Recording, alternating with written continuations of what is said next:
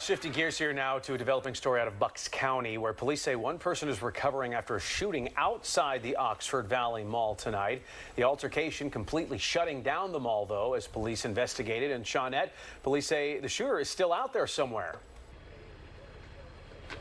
Yes, scary moments here today, Jason, or earlier this evening, I should say. The search for that suspect continues tonight, and police say the victim is in stable but still critical condition after being both shot and stabbed outside one of the entrances to the mall.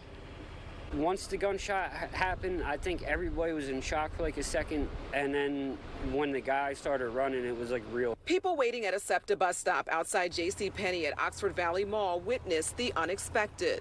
Out of the corner of my eye, I saw somebody extend their arm, and I heard the pop.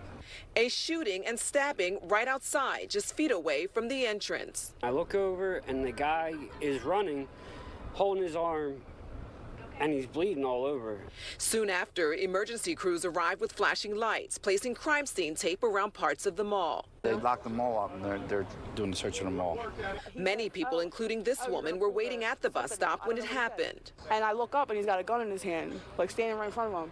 And then before I could get up, the gun goes off, and I ran this way inside to get help. Middletown Township Police say it happened around 5 o'clock this afternoon. The victim was stabbed in the arm and shot once in the elbow. And the male who was shot and stabbed, ran a pretty circuitous route after that and made his way inside the mall. Police believe the victim was targeted and that it's possibly domestic related. The shooter took off running. They think it's a male, but aren't sure. Or even possibly a female with longer hair, like dreadlocks. This woman was on a bus to work when her manager called and told her not to come. The mall was on lockdown, so now I can't go to work.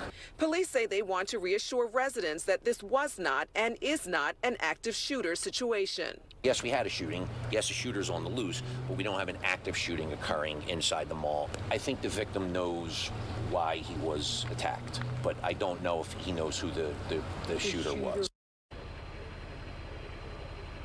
And the police chief says they are working on video to try and identify that suspect. What they have, Jason and Sheba, they say was very grainy, but of course they are looking at different cameras and video from around the property. As for the suspect, they do believe that person is out of the area tonight. Well, okay, Shawnette, thank you very much.